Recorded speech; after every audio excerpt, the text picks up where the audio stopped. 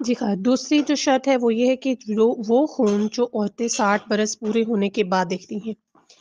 یعنی 60 برس کے بعد خون کا دیکھنا خون حیض نہیں کہلاتا، ٹھیک ہے، یہ ہے شرط، ٹھیک۔ اب اسی سے متعلق مسئلہ بنایا ہے، وہ خون جو عورتیں 60 برس پورے ہونے کے بعد دیکھتی ہیں حیض کا حکم نہیں رکھتا، لیکن 50 سے 60 سال کے فاصلے میں عورت حیض رکھتی ہے۔ 50 سے 60 سال کے درمیانی وقفے میں اکثر جو خواتین ہوتی ہیں وہ 50 سال میں ہی یائسہ ہو جاتی ہیں، ٹھیک ہے، اور اس میں کرشی اور غیر کرشی، کرشی بولتے ہیں جو سید ہوتی ہیں، غیر کرشی غیر سید، صحیح ہے، لیکن 50 سے 60 سال کے فاصلے میں عورت حیض دیکھتی ہے۔ احتیاط مستحب یہ ہے کہ وہ عورتیں جو غیر کرشی یعنی غیر سید ہیں وہ 50 سے 60 سال کی عمر کے دوران خون اس طرح دیکھیں کہ اگر وہ 50 سال سے پہلے دیکھتیں تو وہ خون یقیناً حیض کا حکم رکھتا، تو وہ مستحاضہ والے افعال بجا لائیں اور ان کاموں کو ترک کریں جنہیں حائض ترک کرتی ہے۔ دیکھیں خاران، یہ جو مسئلہ ہے سن الیأس کا، اس میں جو خاتون 60 برس پورے ہونے کے بعد خون دیکھتی ہے، پہلی بات تو یہ کہ وہ حیض کا حکم نہیں رکھتا۔ ہاں، وہ خون جو 50 سے 60 سال کے دوران دیکھتی ہے غیر سید کے لیے احتیاط مستحب کی بنا پر وہ کیا کرے گی، 50 سے 60 سال کی عمر کے دوران وہ اس طرح کا خون دیکھتی ہے کہ اگر وہ 50 سال سے پہلے کا خون دیکھتی تو یقیناً اس کے اوپر حیض کا حکم لگاتی، تو اس خون میں وہ ساری شرائط اور وہ چیزیں موجود ہیں تو وہ افعال مستحض یعنی 2 کام انجام دے گی، ایک جو حائضہ پر حرام ہے،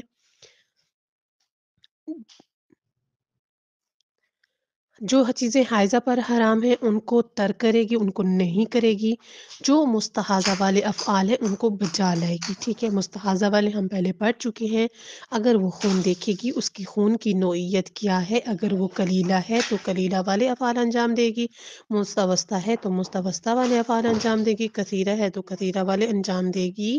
ٹھیک ہے۔ وہ مستحاضہ والے افعال انجام دے گی جو جو اس کا فریضہ ہوگا اس کے مطابق، لیکن ان کاموں کو بھی ترک کرے گی جنہیں حائضہ ترک، جیسے مسجد میں نہیں جانا، قرآن مجید کو ہاتھ لگا کر مس کر کے نہیں پڑھنا، اللہ تعالیٰ کے نام کو مس نہیں کرنا، اور احتیاط واجب کی بنا پر ائمہ اطہار کے بھی ناموں کو اس نے مس نہیں کرنا، بالکل اسی طرح اس نے اپنے شوہر کے ساتھ مقاربت بھی نہیں کرنی، کب 50 سے 60 سال کی عمر کے درمیانی وقفے میں، صحیح۔ جو پہلی شرط ہم نے پڑھی تھی جو کہ لڑکی 9 سال کی عمر سے پہلے خون نہیں دیکھے، اگر 9 سال سے پہلے کی عمر میں خون دیکھتی ہے تو وہ خون حیض نہیں ہے۔ اگر کسی لڑکی کو 9 سال کی عمر تک پہنچنے سے پہلے خون آئے تو وہ حیض نہیں ہے۔ حاملہ اور بچے کو دودھ پلانے والی عورت کو بھی حیض آنا ممکن ہے، جیسا کہ ہمارے ہاں بڑے کہتے ہیں، یا اکثر خواتین میں، عموماً خواتین میں ایسے ہوتے ہیں کہ جن کو حیض آتا ہے، جو بچے یا تو کیا ہے حمل کے دوران ان کو حیض آتا ہے، بعض کا تو پورا حمل کا وقفہ ان کو حیض آتا ہی نہیں ہے، ٹھیک ہے، لیکن کچھ کو حیض آتا ہے، بالکل اسی طرح کہ وہ جو بعض خواتین ہیں کہ جو دودھ پینے کا پلانے کا مرحلہ ہوتا ہے بچے کو، جب فیڈ کراتی ہیں تو ان دنوں میں، یعنی اگر وہ بیٹی ہے 2.25 سال تک انہوں نے بچے کو دودھ پلایا ہے تو 2.25 سال تک ان کو حیض نہیں آیا، اگر لڑکے کو 2 سال تک پلایا تو 2 سال کے وقت ان کو حیض نہیں آیا، لیکن ہر ایک میں ایسا نہیں ہے، کبھی اور کسی خاتون کو آتا بھی ہے، یعنی یہ ممکن ہے، آتا ہے اور آتا بھی ہے، حاملہ حیض دیکھتی ہے، بچے کو دودھ پلانے والی عورت بھی حیض دیکھتی ہے، اس کا حیض دیکھنا ممکن ہے، اور حاملہ اور غیر حاملہ کا حکم ایک ہی ہے، یعنی کس طرح حاملہ اور حاملہ، جس طرح غیر حاملہ خاتون ہے جو پیریڈز وہ ہر مہینے دیکھتی ہے، اسی طرح حاملہ بھی ہر مہینے دیکھتی ہے، دونوں کا ایک ہی حکم آتا ہے۔ ہاں، اگر حاملہ عورت اپنی عادت کے ایام شروع ہونے کے 20 روز بعد، اپنی عادت کے ایام شروع ہونے کے 20 روز بعد حیض کی علامتوں کے ساتھ خون دیکھے تو اس کے لیے احتیاط کی بنا پر ضروری ہے۔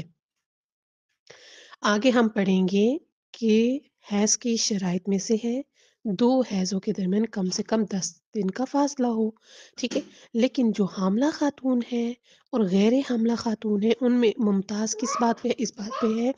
कि अगर वो जो हामला ख़ातून है, उसको अपनी आदत के अय्याम शुरू होने से मसलन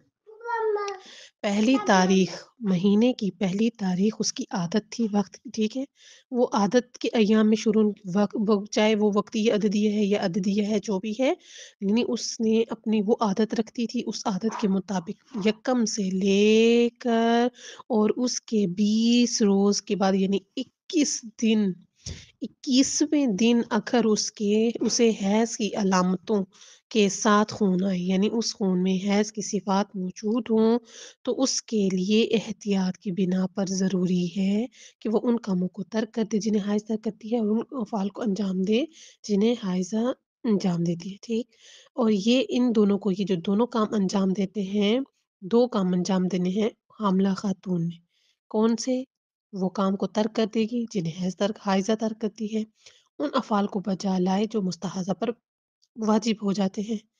हामला वाली खातून और गैर हामला खातून का हुक्म एक ही है, लेकिन बस हामला खातून को क्या इम्तियाज़ हासिल है सिर्फ़ एक बात में, अगर वो